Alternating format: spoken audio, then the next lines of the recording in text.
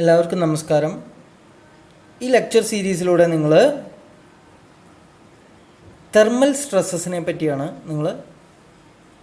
ഈ ലെക്ചറിലൂടെ പറയാൻ പോകുന്നത്. സോ നമ്മൾ ഇതുവരെ പറഞ്ഞതെല്ലാം മെക്കാനിക്കൽ സ്ട്രെസ്സസ് എന്ന് പറയുന്നത് ഒരു ഒബ്ജക്റ്റ് അതിന് ഇലോങ്ങേഷൻ ഉണ്ടാകുന്നു എപ്പോൾ ഒരു ടെൻസൈൽ ഫോഴ്സോ കംപ്രസീവ് ഫോഴ്സോ അല്ലെങ്കിൽ ഈവൻ ഷിയർ ഫോഴ്സോ ആക്ട് ചെയ്യുമ്പോൾ അതിൻ്റെ ലെങ്ത്ത് ഇൻക്രീസ് ആവുന്നു അല്ലെങ്കിൽ ഡിക്രീസ് ആവുന്നു, ഓക്കെ, അല്ലെങ്കിൽ ചേഞ്ച് വരുന്നു. അപ്പോൾ ഇതിനെ ബേസ് ചെയ്തിട്ടാണ് നമ്മൾ പറഞ്ഞിരുന്നത്. എന്നാൽ ഇവിടെ തെർമൽ സ്ട്രെസ് എന്ന് പറഞ്ഞ ഒരു പുതിയ കോൺസെപ്റ്റാണ്. ഒരു ഒബ്ജക്റ്റിനെ നമ്മൾ ഹീറ്റ് ചെയ്യുക അല്ലെങ്കിൽ കൂൾ ചെയ്യുമ്പോൾ അതിൻ്റെ ഡയമെൻഷൻസിന് ഉണ്ടാകുന്ന ചേഞ്ച്, അപ്പോൾ ഉണ്ടാകുന്ന സ്ട്രെസ്സസ്, ഇതിനെയാണ് നമ്മൾ തെർമൽ സ്ട്രെസ്സസ് എന്ന് പറയുന്നത്.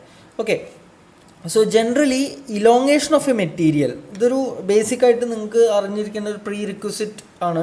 മെക്കാനിക്കലി ഇലോങ്ങേറ്റ് ചെയ്യുമ്പോൾ, അതായത് ഒരു കംപ്രസീവ് അല്ലെങ്കിൽ ടെൻസൈൽ അല്ലെങ്കിൽ ഷിയർ ഫോഴ്സ് കാരണം ഒരു മെറ്റീരിയൽ ഇലോങ്ങേറ്റ് ചെയ്യുമ്പോൾ അതിൻ്റെ ഇലോങ്ങേഷൻ DL എന്ന് പറയുന്നത് PL/AE ആണ്.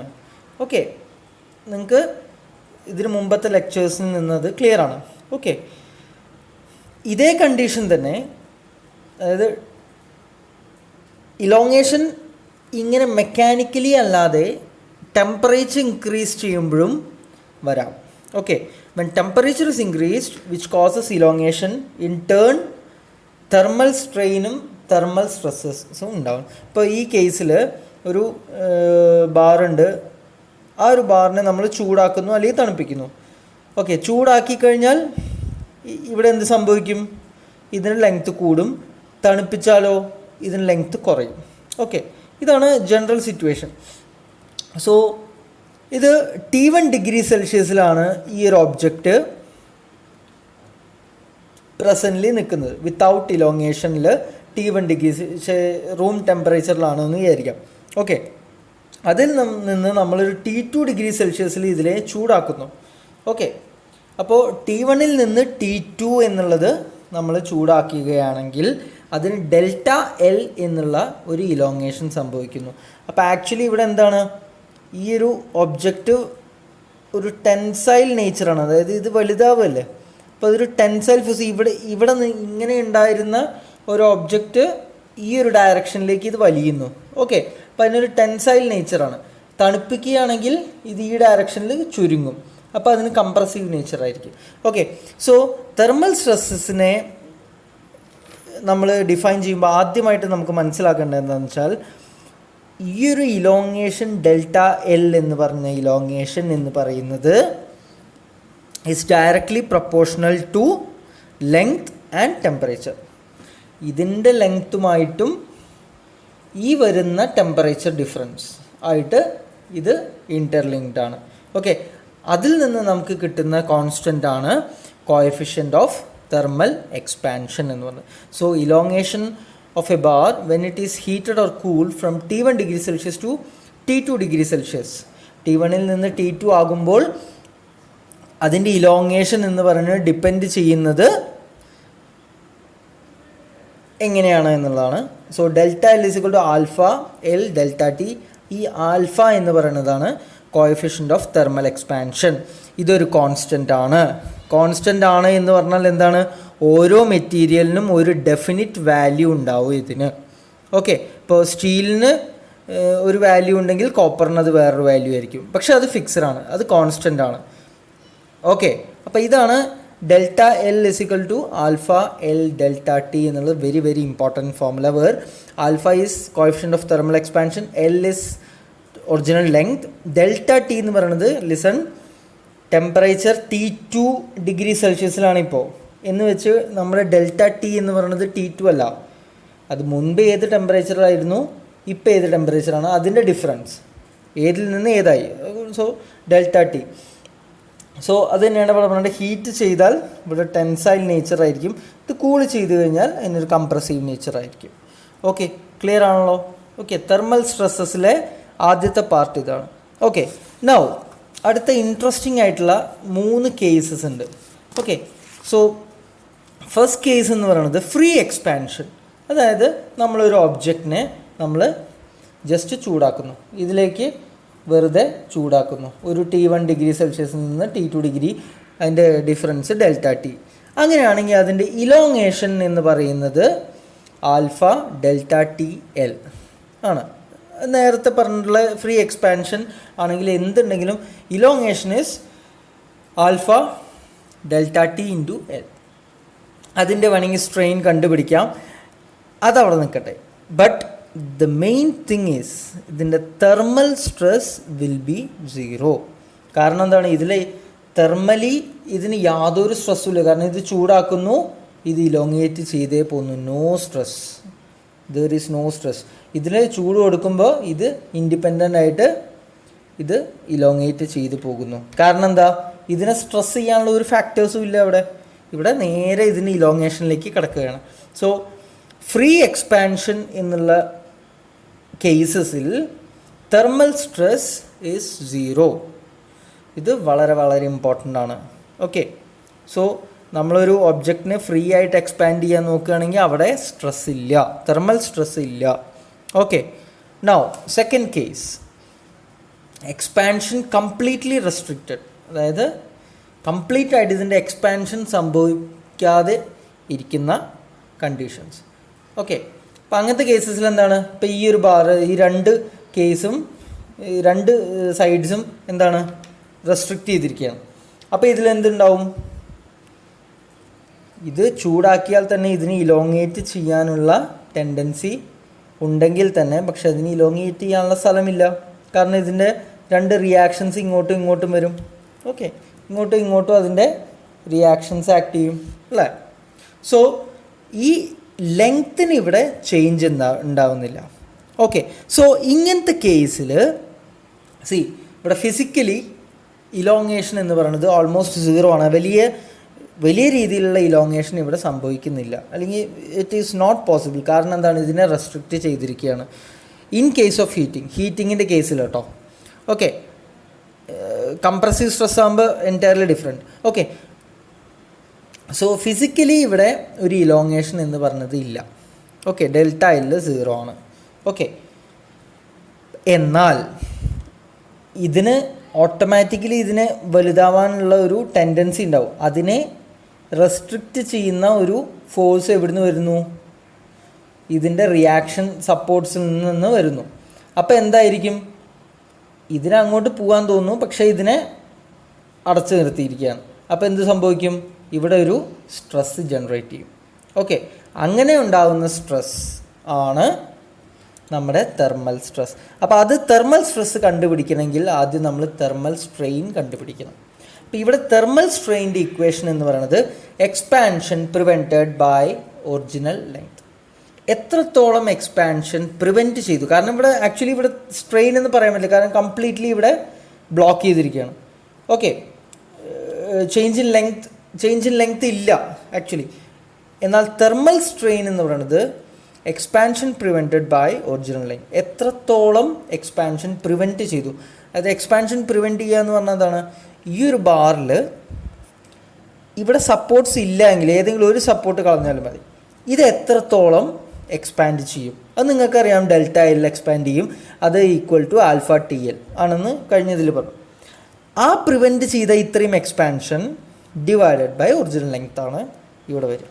ഓക്കെ, സോ സ്ട്രെയിൻ എന്ന് പറയുന്നത് alpha delta T L by L. Okay, delta L by L, delta L എന്ന് പറഞ്ഞാൽ ആൽഫ ഡെൽറ്റ ടി എൽ ആണെന്ന് നമുക്കറിയാം.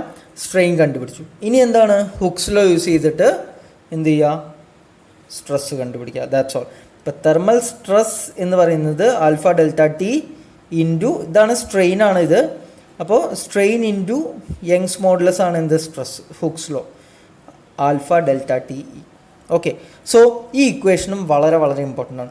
സോ ആദ്യത്തെ കേസിൽ എന്താണ്, എക്സ്പാൻഷൻ പ്രിവെൻറ്റ് ചെയ്യുന്നില്ലെങ്കിൽ, അത് ഫ്രീ ആയിട്ട് എക്സ്പാൻഡ് ചെയ്യാൻ സമ്മതിക്കുകയാണെങ്കിൽ അവിടെ സ്ട്രെസ് 0 ആണ്. എന്നാൽ എക്സ്പാൻഷൻ പൂർണ്ണമായിട്ട് തടസ്സപ്പെടുത്തുകയാണെങ്കിൽ, പ്രിവെൻറ്റ് ചെയ്യുകയാണെങ്കിൽ അവിടെ തെർമൽ സ്ട്രെസ് എന്ന് പറയുന്നത് alpha delta T into E ആണ്. ഓക്കെ, ഇനി ഒരു വൺ മോർ കേസും കൂടിയുണ്ട്. അതാണ് വളരെ ഇൻട്രസ്റ്റിംഗ് ആയിട്ടുള്ള കേസ്. എക്സ്പാൻഷൻ വിത്ത് റെസ്ട്രിക്റ്റഡ് yielding എന്ന് പറഞ്ഞാൽ എന്താണ്, ഫ്രീ ആയിട്ട് എക്സ്പാൻഡ് ചെയ്യാൻ പറ്റുകയുമില്ല, എന്നാൽ അതിനെ ടോട്ടലി റെസ്ട്രിക്റ്റ് ചെയ്തിട്ടുമില്ല. ഇതാണ് ഈ കേസ്. ഇപ്പോൾ ഈ കേസിൽ എന്താണ്, ഇതിൻ്റെ ലെങ്ത് എന്ന് പറയുന്നത് ഇത്ര L എന്നുള്ള ലെങ്ത് ഉണ്ട്. ഓക്കെ, ഇതിനെ ഒരു ഡെൽറ്റ ഡിസ്റ്റൻസിൻ്റെ അപ്പുറത്തേക്ക് ഇതിനെ വളരാൻ സമ്മതിക്കുന്നില്ല. അത് ഇതിൻ്റെ എക്സ്പാൻഷൻ പ്രിവെൻറ്റ് ചെയ്തിരിക്കുകയാണ് അവിടെ. ഓക്കെ, അപ്പോൾ എന്താണ്, ഇതിനെ ഡെൽറ്റ എന്ന് പറഞ്ഞിട്ടുള്ള ഒരു ലെങ്ത് വരെ ഇതിനെ എക്സ്പാൻഡ് ചെയ്യാം. ഓക്കെ, സോ ഇനീഷ്യലി ഇങ്ങനത്തെ ഒരു സപ്പോർട്ട് ഇവിടെ ഇതിനെ റെസ്ട്രിക്റ്റ് ചെയ്യാത്ത ഒരു കേസ് ഉണ്ടെങ്കിൽ ഇതെത്ര എക്സ്പാൻഡ് ചെയ്യും? ഡെൽറ്റ L അല്ലേ. ഇപ്പോൾ ഫ്രീ എക്സ്പാൻഷൻ ആണെങ്കിൽ ഇത് ഡെൽറ്റ L ഉണ്ടാവും അല്ലേ. റൈറ്റ്, നൗ ഇവിടെ ഡെൽറ്റ വരെ ഈ ഡെൽറ്റ Lലെ ഡെൽറ്റ എന്ന് പറഞ്ഞിട്ടുള്ള ഒരു ലെങ്ത്ത്, ഓക്കെ, ഈ ലെങ്ത്ത് വരെ ഇതിന് എക്സ്പാൻഷൻ പോസിബിളാണ്. ഓക്കെ, ഇപ്പോൾ ഇത് ആക്ച്വലി ഇതിൻ്റെ ഡെൽറ്റ L എന്ന് പറയുന്നത് 4 mm വരെയാണ് ഇതിന് എക്സ്പാൻഡ് ചെയ്യാൻ. ഈ ഒരു മെറ്റീരിയലിന് 4 mm വരെ അതിൻ്റെ ഇലോങ്ങേറ്റ് ചെയ്യാൻ പറ്റും എന്നാണ് വിചാരിക്കുക. പക്ഷേ ഇവിടെ നമുക്ക് അനുവദിച്ചിരിക്കുന്ന 2 mm വരെ ഇതിനെ ഇലോങ്ങേറ്റ് ചെയ്യാൻ പറ്റുള്ളൂ. ഓക്കെ, അത്രയും പ്രൊവിഷൻ മാത്രമേ. അത് കഴിഞ്ഞാൽ ഇത് ഇലോങ്ങേറ്റ് ഇവിടെ വന്നിരിക്കും, പിന്നെ അതിന് എക്സ്പാൻഷൻ ഉണ്ടാവില്ല. ഓക്കെ, അപ്പോൾ എന്തുണ്ടാവും? മൊത്തം ഫ്രീ എക്സ്പാൻഷനല്ല, കുറച്ച് ഫ്രീ എക്സ്പാൻഷനുണ്ട്. ഓക്കെ, അങ്ങനെ പറയാൻ പറ്റുള്ളൂ. അപ്പോൾ എന്ത് ചെയ്യും? ഇവിടെ വന്ന് ഇടിച്ചിടിച്ച് ഇവിടെ എത്തിക്കഴിഞ്ഞാൽ എന്തായി? പിന്നെ ഇതിന് വലുതാവാനുള്ള ടെൻഡൻസി ഉണ്ട്. പക്ഷെ എന്താ, ഇവിടുന്ന് ഒരു ഫോഴ്സ് കൊടുക്കും. അപ്പോൾ അത് കാരണം ഇവിടെ സ്ട്രെസ് ഉണ്ടാവും. Okay, right. ഓക്കെ, അപ്പോൾ ഇത്രയും കേസ് പറയും. ഈ ഡിസ്റ്റൻസ് ഡെൽറ്റയാണ്, this is delta L and this is L. Now സ്ട്രെയിൻ്റെ ഡെഫിനിഷൻ എന്താണ്? തെർമൽ സ്ട്രെയിൻ്റെ definition is expansion prevented by original length. അപ്പോൾ എത്ര എക്സ്പാൻഷനാണ് ഇതിനെ പ്രിവെൻറ്റ് ചെയ്തത്? ഇത്രയും ലെങ്ത് ഉള്ള എക്സ്പാൻഷൻ ഇവിടെ പ്രിവെൻറ്റഡ് ആണ് അല്ലേ. എന്ന് വെച്ചാൽ എത്രയാണ്? Delta L minus delta. ഈ ഡെൽറ്റ Lൽ നിന്ന് ഇത്രയും ഡിസ്റ്റൻസ് കളഞ്ഞാലാണ് ഈ ഡിസ്റ്റൻസ് നമുക്ക് കിട്ടുക. Minus delta by L. Delta നിങ്ങൾക്കറിയാം, alpha delta TL minus delta by L into E ആണ് തെർമൽ സ്ട്രെസ്. ഓക്കെ, സോ ഈ ഒരു കേസ് നിങ്ങൾ കൃത്യമായിട്ട് ഓർത്ത് വെച്ചാൽ സിമ്പിളാണ്. ഓക്കെ, അപ്പോൾ 3 കേസസ്. ഫസ്റ്റ് കേസിൽ തിരിഞ്ഞു നോക്കണ്ട, സ്ട്രെസ് ഇല്ല എപ്പോൾ ഫ്രീ എക്സ്പാൻഷൻ ആണെങ്കിൽ. രണ്ടാമത്തെ കേസിൽ ഫുള്ളി റെസ്ട്രിക്റ്റഡ് ആണെങ്കിൽ ഇവിടെ ഈ ഡെൽറ്റ വരില്ല, ബാക്കി alpha delta T into E ആണ് സ്ട്രെസ്. തേർഡ് കേസിൽ കുറച്ച് ഈൽഡിങ് അല്ലെങ്കിൽ അലവൻസ് ഫോർ എക്സ്പാൻഷൻ. ഈ ഡെൽറ്റ എന്ന് പറയുന്നത് ഈൽഡിങ് അല്ലെങ്കിൽ അലവൻസ് ഫോർ എക്സ്പാൻഷൻ എന്നാണ് പറയുക. ഓക്കെ, ഇപ്പോൾ ഈ ഇക്വേഷൻ വരും. അപ്പോൾ ഈ 3 കേസസ് വളരെ ഇമ്പോർട്ടൻ്റ് ആണ്. Okay, right. ഇനി നമുക്ക് ഒരു പ്രോബ്ലം ചെയ്തു നോക്കാം. ഇത് ആക്ച്വലി നല്ല വലിയ എക്സാംസിന് ചോദിക്കുന്ന പ്രോബ്ലംസാണ്. അപ്പോൾ ഇത് ഒരു പ്രോബ്ലം ചെയ്താൽ തന്നെ നിങ്ങൾക്ക് ഇതിൻ്റെ കോൺസെപ്റ്റ് ക്ലിയർ ആയിട്ട് മനസ്സിലാവും. ഓക്കെ, ഗേറ്റ് പോലുള്ള എക്സാംസിനടക്കം ചോദിക്കുന്നതാണ്, ആപ്റ്റിറ്റ്യൂഡിനും ചോദിക്കാവുന്നതാണ്. ഓക്കെ, സോ ക്വസ്റ്റ്യൻ എന്താണെന്ന് വെച്ചാൽ, rails are laid such that there is no stress in them at 24 degree Celsius. ഇപ്പോൾ എന്താണ്, റെയിൽവേ ലൈൻസ് ഉണ്ട്. ഇപ്പോൾ റെയിൽസൊക്കെ നിങ്ങൾക്ക് അറിയുണ്ടാവും, റെയിലുകളൊക്കെ പ്ലേസ് ചെയ്യുമ്പോൾ ചെറിയൊരു ഡിസ്റ്റൻസ് അവർക്ക് അലവൻസ് ആയിട്ട് വയ്ക്കും അല്ലേ. അതെന്തുകൊണ്ടാണ്? ചൂട് കാലത്ത് അത് റെയിൽ എക്സ്പാൻഡ് ചെയ്യും എന്നുള്ളത് കൊണ്ട് ഒരു ചെറിയ ഡിസ്റ്റൻസ് വയ്ക്കുന്നതാണ്. ഓക്കെ, അതേ കേസ് തന്നെയാണ് ഇവിടെ. Rails are laid such that there is no stress in them at 24 degree Celsius. 24 degree സെൽഷ്യസിൽ there is no stress in them. അതായത് okay, if rails 32 metre long length തന്നിട്ടുണ്ട്. ഇപ്പോൾ ഇവിടെ റെയിൽ ഉണ്ടെങ്കിൽ അടുത്തൊരു റെയിലുണ്ട്, മറ്റേ റെയിലുമായിട്ട് ചിലപ്പോൾ ഒരു ലിങ്ക് ഉണ്ടാവും. അത് ഉണ്ടെങ്കിലും ഇല്ലെങ്കിലും നിങ്ങൾക്ക് കുഴപ്പമില്ല. ഓക്കെ, എന്താണ് കണ്ടുപിടിക്കേണ്ടത്? Stress in rails at 80 degree Celsius when there is no allowance for expansion. ഇപ്പോൾ എന്താണ്, ഫ്രീ എക്സ്പാൻഷൻ ആവുന്ന സമയത്ത് 80 ഡിഗ്രി സെൽഷ്യസിൽ എത്രയായിരിക്കും അതിൻ്റെ stress? Okay, so how will you do that? അതാണ് ആദ്യത്തെ. അങ്ങനെ 4 കേസസ്. ആദ്യത്തെ കേസസിൽ എങ്ങനെയാണ് ചെയ്യാൻ നോക്കാം. അപ്പോൾ ആദ്യത്തെ കേസിൽ എന്താണ്, എക്സ്പാൻഡ് ചെയ്യാനുള്ള അലവൻസ് എത്രയാണ്? 0 ആണ്. എന്ന് വെച്ചാൽ എന്താണ്, എന്ന് വെച്ചാൽ എന്താണ്, ഇതിൻ്റെ രണ്ടിൻ്റെ ഇടയിൽ ഡിസ്റ്റൻസ് ഇല്ല. ഓക്കെ, രണ്ടും അടുപ്പിച്ചാണ് വെച്ചിരിക്കുന്നത്. അങ്ങനെ ആകുമ്പോൾ എന്തായിരിക്കും അതിൻ്റെ എക്സ്പാൻഷൻ എന്നാണ് ചോദ്യം. ഇപ്പോൾ thermal stress at 80 degree Celsius എന്തായിരിക്കും? So delta T is equal to 80 degree സെൽഷ്യസിൽ നിന്ന് 24 ഡിഗ്രി സെൽഷ്യസിലാണ് എന്ത് സ്ട്രെസ് ഇല്ലാത്തത്, നോ സ്ട്രെസ് അറ്റ് 24 ഡിഗ്രീസ്. അവിടെ നിന്നാണ് ടെമ്പറേച്ചർ മാറുന്നത്. അപ്പോൾ അതിൻ്റെ ഡിഫറൻസ് ഡെൽറ്റ ടി ആണ് നമുക്ക് ആവശ്യം. Okay, 80 - 24 56 degree Celsius. ഓക്കെ, ഇനി നേരെ ഇതിനെ ഈ ഇക്വേഷനിലേക്ക്, നേരത്തെ പറഞ്ഞ ഈ ഇക്വേഷനിലേക്ക് ഇട്ടാൽ മതി. ഇവിടെ ഡെൽറ്റ 0 ആണ്, ഈ ഡെൽറ്റ 0 ആണ്, ബാക്കിയുള്ള ആൽഫ അറിയാം, ഡെൽറ്റ ടി എൽ അറിയാം, ഓക്കെ, ഇയും അറിയാം. അതെല്ലാം ഗിവൺ ആണ്. ഈ ക്വസ്റ്റ്യനിൽ ഓൾറെഡി തന്നിട്ടുള്ള വാല്യൂസ് ആണിത്. ഇ തന്നിട്ടുണ്ട്, ആൽഫ തന്നിട്ടുണ്ട്. ഓക്കെ, അത് കോൺസ്റ്റൻസ് ആയിരിക്കും, അത് എപ്പോഴും തരും. ഓക്കെ, അങ്ങനെ കിട്ടുമ്പോൾ ഇതിൽ ഈ ഇക്വേഷനിൽ കൊടുത്തു കഴിഞ്ഞാൽ you will get the answer, thermal stress. ഇനി രണ്ടാമത്തെ കേസ് എന്താണെന്ന് നോക്കാം.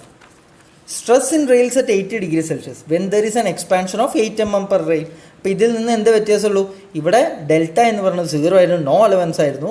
ഇവിടെ ഡെൽറ്റ എന്ന് പറയുന്നത് 8 mm ആണ്, അത്രയേ ഉള്ളൂ. അപ്പോൾ അത് നേരെ ഡെൽറ്റ 8 mm കൊടുത്തു കഴിഞ്ഞാൽ ഇതേ ഇക്വേഷനിൽ കൊണ്ടുപോയിടുക, തെർമൽ സ്ട്രെസ് കിട്ടും 75 MPa. ഓക്കെ, ഇനി തേർഡ് എന്താണ്? Expansion allowance for no stress in rails at 80 degree Celsius. അതായത് ഈ ഒരു ഡിസ്റ്റൻസ് എത്രത്തോളം കൂടിക്കഴിഞ്ഞാൽ ഇത് സ്ട്രെസ് ആവും എന്നുള്ളതാണ് ചോദിക്കേണ്ടത്. അപ്പോൾ നമുക്കെന്താണ്, ആ ലെങ്ത്താണ് നമുക്കറിയേണ്ടത്. ഡെൽറ്റ എൽ പൊതുവേ ഫ്രീ എക്സ്പാൻഷനിൽ ഡെൽറ്റ എല്ലിൻ്റെ വാല്യൂ എത്രയാണ്? Alpha delta T into L. അപ്പോൾ ഇവിടെ നമുക്ക് അറിയാത്ത വാല്യൂ എന്താണ്? ഡെൽറ്റ എല്ലാണ് കണ്ടുപിടിക്കേണ്ടത്. എത്രത്തോളം ഫ്രീ എക്സ്പാൻഡ് ചെയ്യുമ്പോൾ അതിനെ എക്സ്പാൻഡ് ചെയ്യാൻ പറ്റും, അത് തന്നെയാണ് എന്ത്, നോ സ്ട്രെസ്സിൽ എത്ര ഡിസ്റ്റൻസ് വേണമെന്നാണ് ചോദിച്ചത്. അപ്പോൾ അതായത് മാക്സിമം ഇതിനെ എക്സ്പാൻഡ് ചെയ്യാവുന്ന ലെങ്ത് തന്നെയാണ് അതിൻ്റെ ആൻസർ.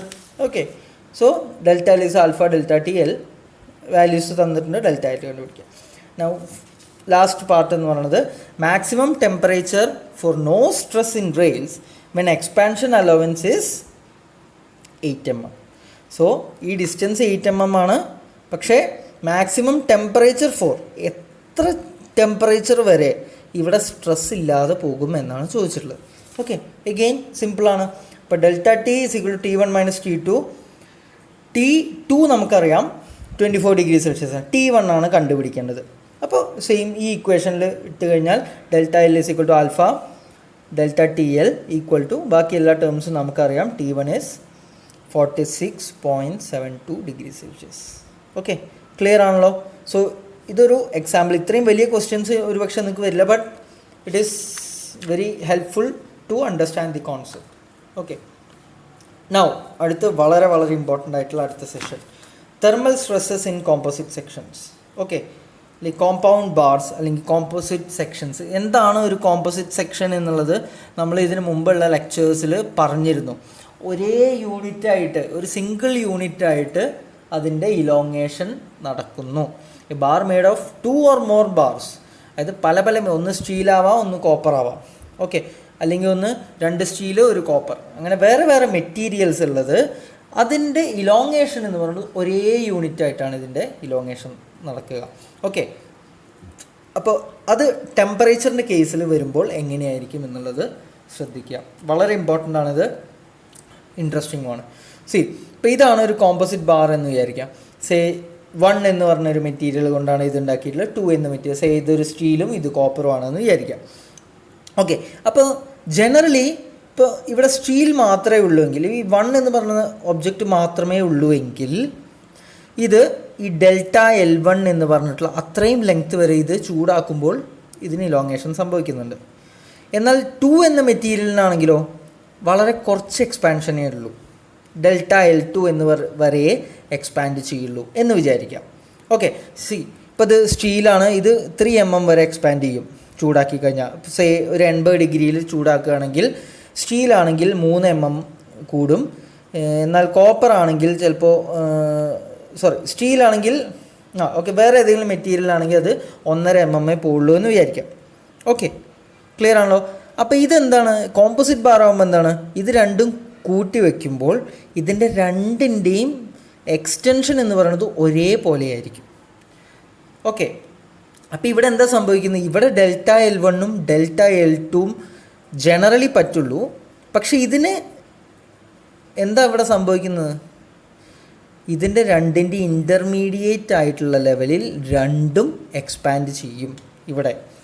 സോ ഫിസിക്കലി ഇവിടെ എന്താ സംഭവിക്കുന്നതെന്ന് വെച്ചാൽ ഇത് രണ്ടും വലുതാകുമ്പോൾ ഇതിങ്ങനെ കംപ്രസ് ചെയ്ത് വരുമ്പോൾ ഇത് പെട്ടെന്ന് ഇത് ഇലോങ്ങേറ്റ് ചെയ്യും, എന്നാൽ ഇത് മെല്ലെ കുറച്ച് ദൂരെ ഇലോങ്ങേറ്റ് ചെയ്യും.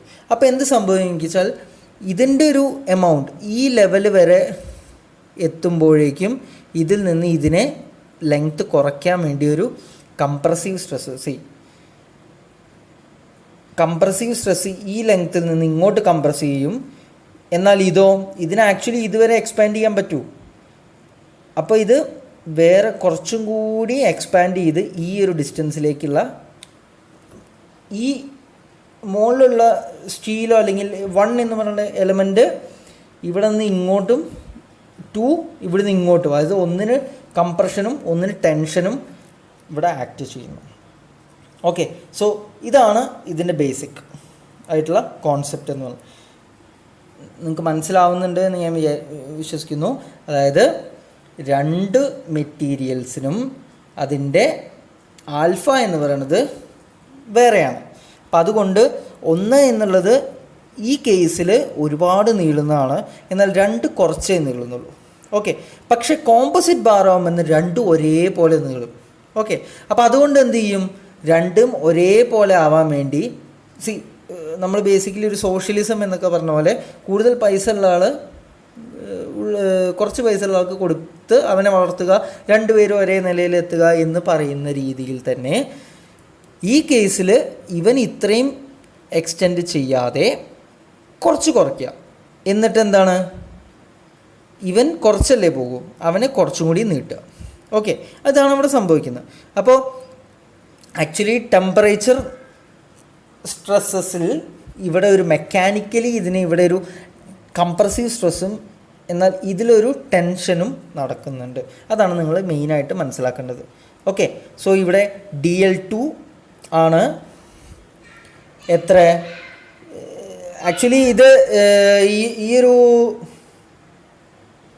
കേസിൽ L എന്ന് പറയുന്നത് രണ്ടാമത്തെ ഒബ്ജക്റ്റ് എത്രയാണ്, ആൽഫ 2 ഡെൽറ്റ TL എന്നുള്ള ഡിസ്റ്റൻസിൽ ഇലോങ്ങേറ്റ് ചെയ്യും. ഇതോ ആൽഫ 1 ടോട്ടൽ മുകളിലത്തത് ഈ ഡിസ്റ്റൻസ് എന്ന് പറയുന്നത് ആൽഫ 1 ഡെൽറ്റ TL ആണ്. ഓക്കെ, സോ ഇത് ആക്ച്വലി ഇതിൻ്റെ ഫൈനൽ സ്റ്റേറ്റ് ആണ്. ഇത്രയാണ് ഇത് ആക്ച്വലി രണ്ടും ഒരേപോലെ ഇലോങ്ങേറ്റ് ചെയ്തിട്ടുള്ളത്. ആ ലെങ്ത്താണ് ഇവിടുന്ന് ഇങ്ങോട്ട് DL2 ആൻഡ് ഇവിടുന്ന് ഇങ്ങോട്ട് DL1. ഓക്കെ, ക്ലിയർ ആണല്ലോ? അപ്പോൾ DL1 എന്ന് പറയുന്നത് ഇത് കംപ്രസ്സായിട്ടാണ് വരുന്നത്, കാരണം ഇവിടുന്ന് കുറയല്ലേ വേണ്ട, അപ്പോൾ ഇതിനെ കംപ്രസ് ചെയ്തിട്ടാണ് വരേണ്ടത്. DL2 അതിന് വലിയാണ് വേണ്ടത്, ടെൻസൈലാണ് വേണ്ടത്. സോ ഡെൽറ്റ L1 എന്ന് പറയുന്നത് ആൽഫ 1 ഡെൽറ്റ TL, അതാണ് ഞാൻ ഇവിടെ എഴുതിയിട്ടുള്ളത്. ഡെൽറ്റ 2 ഇത്. സോ ഈ കേസിൽ എന്താണ്, ആൽഫ 1 അതായത് കോഎഫിഷ്യൻ്റ് ഓഫ് തെർമൽ എക്സ്പാൻഷൻ കൂടുന്നത് ഒന്നാമത്തെ എലമെൻറ്റിലാണ്. അതെങ്ങനെ മനസ്സിലായി, അതിനാണ് കൂടുതൽ ഇലോങ്ങേഷൻ ഉള്ളത്. ഓക്കെ, അപ്പോൾ കൂടുതൽ delta L is directly proportional to alpha അല്ലേ?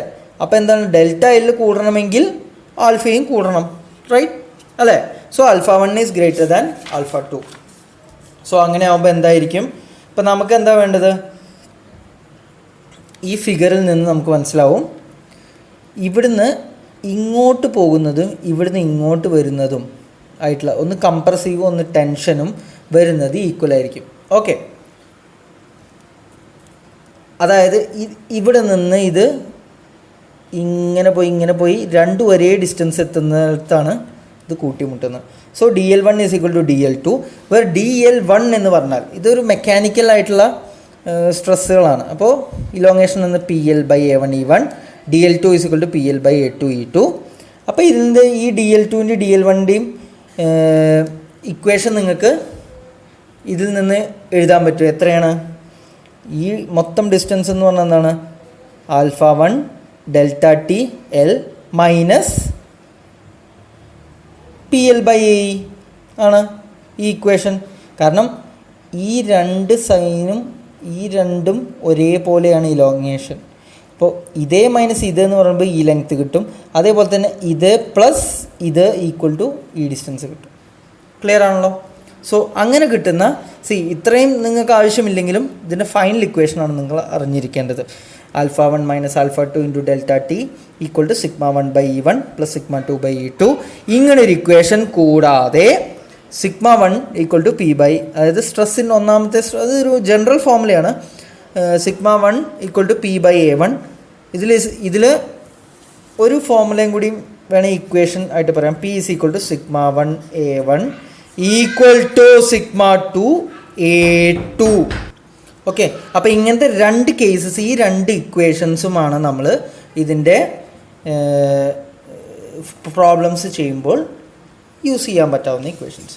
ഓക്കെ, സോ അതിൻ്റെ ഒരു ചെറിയൊരു ഇക്വേഷൻ നമുക്ക് വേണമെങ്കിൽ ഒരു പ്രോബ്ലം വേണമെങ്കിൽ ചെയ്തു നോക്കാം. എ കോമ്പോസിറ്റ് ബാർ തന്നിട്ടുണ്ട്. അതായത് ഇവിടെ ഒരു രണ്ട് സർക്കുലർ അല്ലെങ്കിൽ ഒരു രണ്ട് റോഡ്സ് ആണ് ഇവിടെ തന്നിട്ടുള്ളത്. ഒന്ന് കോപ്പറാണ്, ഒന്ന് സ്റ്റീലാണ് ഉള്ളിൽ. ഓക്കെ, സോ കോപ്പർ ട്യൂബിൻ്റെ ഉള്ളിൽ സ്റ്റീൽ തന്നിട്ടുണ്ട്. ഒന്ന് കോപ്പർ ഇസ് ഹോളോ, ആ ഹോളോ അതിൻ്റെ ലെങ്ത്തിൻ്റെ ഉള്ളിൽ സ്റ്റീൽ ബാർ വെച്ചിട്ടുണ്ട്. അപ്പോൾ ഇതിൻ്റെ thermal stresses കണ്ടുപിടിക്കാനാണ് equation. D1 D2 തന്നിട്ടുണ്ട്, L തന്നിട്ടുണ്ട്, ഡെൽറ്റ ടി തന്ന എല്ലാ കാര്യങ്ങളും തന്നിട്ടുണ്ട്. ഇ തന്നിട്ടുണ്ട് ഇൻ ജിഗാ പാസ്കൽ, ആൽഫ തന്നിട്ടുണ്ട് പെർ ഡിഗ്രി സെൽഷ്യസ്, അതിൻ്റെ വാല്യൂസ് തന്നിട്ടുണ്ട്. ഈ കേസിൽ ഇവിടെ കോപ്പറിൻ്റെ ആൽഫ നോക്കുക, സ്റ്റീലിൻ്റെ ആൽഫ നോക്കുക. ഓക്കെ, ഇതിൽ ഏതാണ് കോപ്പറാണോ സ്റ്റീലാണോ ചൂടാക്കിയ വേഗം ഇലോങ്ങേറ്റ് ചെയ്യുക? കോപ്പറാണ് വലുത് അല്ലേ? അപ്പോൾ ആൽഫ 1 അല്ലെങ്കിൽ alpha of copper is greater than alpha of steel. അപ്പോൾ എന്താണ് അതിൻ്റെ അർത്ഥം? ഏറ്റവും പെട്ടെന്ന് വലുതാവുന്നതിന് കംപ്രസീവ് സ്ട്രെസ് ആയിരിക്കും ഉണ്ടാവുക അല്ലേ? നമ്മൾ നേരത്തെ പറഞ്ഞ ഈ ഇക്വേഷനിലേക്ക് ഇതിനെ സബ്സ്റ്റിറ്റ്യൂട്ട് ചെയ്യുന്നു. Alpha 1 minus alpha 2 into delta T equal to sigma 1 by E 1 plus sigma 2 by E 2. ഡയറക്റ്റായിട്ട് നിങ്ങൾക്ക് സിഗ്മ 1 സിഗ്മ 2 വാല്യൂ നമുക്കറിയില്ല. അപ്പോൾ ആദ്യം ഇങ്ങനെ ഒരു ഇക്വേഷൻ, ബാക്കി എല്ലാ ടേംസും നമ്മൾ ഇതിലിടുന്നു. ഇത് കിട്ടി. ഇവിടെ കൺവേർഷൻസ് അറിയാത്തവരുണ്ടെങ്കിൽ ഞാൻ ജിഗാ പാസ്കലിനെ എങ്ങനെ നിങ്ങൾക്ക് ആവശ്യമുള്ള കൺവേർഷൻ എങ്ങനെ നടത്താം എന്നുള്ളത് പറഞ്ഞിരിക്കുകയാണ്. ഇവിടെ ഞാൻ കാണിച്ചിട്ടുള്ളത് ആൽഫ 1 ഗ്രേറ്റർ ആണ്. അപ്പോൾ ഈ രണ്ട് സൈഡും പെട്ടെന്ന് വലുതാവണം. ഇത് പക്ഷേ കുറച്ചേ ആവുള്ളൂ. അപ്പം അതിന് ഇക്വലേറ്റ് ആയിട്ടുള്ള ഡിസ്റ്റൻസ് ആണ് ഇതൊന്ന് P1 രണ്ടും compression and this is tension. അപ്പോൾ ഈ ഒരു ഡിസ്റ്റൻസിലേക്ക് വരുന്നു. അത് നിങ്ങൾക്ക് ആ കോൺസെപ്റ്റ് അറിയാൻ വേണ്ടിയിട്ടാണ്. കൂടുതൽ കൺഫ്യൂസ് ചെയ്യിക്കണമെന്നില്ല, ജസ്റ്റ് ഈ ഇക്വേഷൻ നിങ്ങൾ ഫോളോ ചെയ്താൽ മതി. രണ്ടാമത്തെ ഇക്വേഷൻ P1 = P2, അതും കഴിഞ്ഞ നേരത്തെ ചെയ്ത അതിൽ ഇമ്പോർട്ടൻ്റ് ആയിട്ടുള്ള ഇക്വേഷൻസ് ആണ്. Sigma 1 A1 = sigma 2 A2. അതിൽ ഡയറക്റ്റ്ലി നിങ്ങൾ ഈ ഇക്വേഷൻ വന്നാൽ അതിൽ നിന്ന് കിട്ടും സിഗ്മ 2 = 3 സിഗ്മ 1 എന്നുള്ളൊരു റിലേഷൻ കിട്ടും. കാരണം D2 D1 എല്ലാം നിങ്ങൾക്ക് തന്നിട്ടുണ്ട്. ഇത് ചെയ്ത് കഴിഞ്ഞാൽ നിങ്ങൾക്ക് കിട്ടുന്നതാണിത്. ഓക്കെ, ആൻഡ് ഈ വാല്യൂ ഇത് രണ്ടാമത്തെ ഇക്വേഷനായിട്ട് വെച്ച് കഴിഞ്ഞാൽ ഇതിനെ ഇതിലേക്ക് സബ്സ്റ്റിറ്റ്യൂട്ട് ചെയ്യണോ. സിഗ്മ 2 വരെ 3 സിഗ്മ 1 എന്നിട്ട് കഴിഞ്ഞാൽ ഇതിൻ്റെ കാൽക്കുലേഷൻസ് വരുമ്പോൾ sigma 1 = 16 mega pascal, sigma 2 = 48 mega pascal. Mega പാസ്കലിൻ്റെ കൺവേർഷൻസ് നിങ്ങൾക്ക് അറിയില്ല എങ്കിൽ നോക്കുക. ഓക്കെ, അതേപോലെ റിയാക്ഷൻ ഓൺ സ്റ്റീൽ ബാർ എന്ന് പറഞ്ഞാൽ എന്താണ്? ഈ വരുന്ന ഫോഴ്സസ് അല്ലേ, സ്റ്റീൽ ബാറിലേക്ക് വരുന്ന ഫോഴ്സസ് അല്ലെങ്കിൽ സ്റ്റീൽ ബാറിൽ നിന്ന് പോകുന്ന ഫോഴ്സസ്, അതാണ് റിയാക്ഷൻ എന്ന് പറഞ്ഞാൽ ഉദ്ദേശിക്കുന്നത്. ഈ P1 അല്ലെങ്കിൽ P2 രണ്ടും ഈക്വലാണ്. P2 = സിഗ്മ 2 A2 എന്ന് കിട്ടുമ്പോൾ it's about 376.99 kN. Okay, clear ആണല്ലോ? സോ ഇതാണ് തെർമൽ സ്ട്രെസ്സസ് എന്ന് പറയുന്നത്. ഇതൊരു വളരെ ഇൻട്രസ്റ്റിംഗ് ആയിട്ടുള്ള, മനസ്സിലാക്കാൻ കുറച്ച് ബുദ്ധിമുട്ടുള്ള ടോപ്പിക്കാണ് എന്ന് പറയാം. എന്നാലും നിങ്ങൾക്ക് ഈ 2-3 ഇക്വേഷൻസ് അറിയാമെങ്കിൽ സിമ്പിളായിട്ട് നിങ്ങൾക്ക് പ്രോബ്ലംസ് ചെയ്യാവുന്നതാണ്. Okay, thank you.